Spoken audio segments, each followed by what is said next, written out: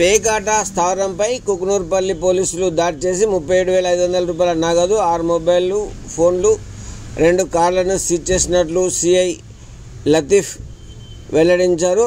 ఆదివారం మధ్యాహ్నం విడుదల చేసిన ప్రకటనలో వివరాలు ఇలా ఉన్నాయి. మంగోల్ గ్రామంలో ఎల్లు శ్రీనివాసరెడ్డి ఇంట్లో కొంతమంది వ్యక్తులు కలిసి పేకాట ఆడుతున్నారని నమ్మదైన సమాచారం రాగా తోట సిఐ లతీఫ్ కుకునూర్పల్లి ఎస్ఐ శ్రీనివాస్ సిబ్బందితో కలిసి ఆ ఇంటిని రైడ్ చేసి 6 వ్యక్తులను అదుపులో తీసుకొని వారి వద్ద నుండి 37,500 రూపాయల నగదు, 6 మొబైల్ ఫోన్లు, 2 కార్లను స్వాధీనం చేసుకొని కేసు నమోదు చేసి పరిశోధన చేస్తున్నట్లు కుకునూర్పల్లి ఎస్ఐ శ్రీనివాస్ సిఐ లతీఫ్లు వెల్లడించారు. అరెస్ట్ అయిన వారు అదుపులో తీసుకున్న వారిలో ఎస్డి షాహెద్, ఎస్డి ఆబేద్, ఎల్లు నారాయణ రెడ్డి, లాక్షెట్ రవీందర్, దాసరి బాబు, ముషం నాగరాజు అందరి గ్రామం మంగోల్ కుకునూర్పల్లి మండలం.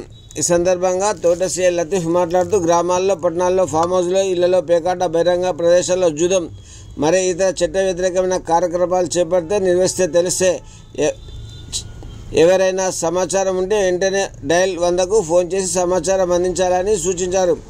సమాచారం అందించిన వారి పేర్లు గోప్యంగా ఉంచుతామని సిఐ లతీఫ్ తెలిపారు.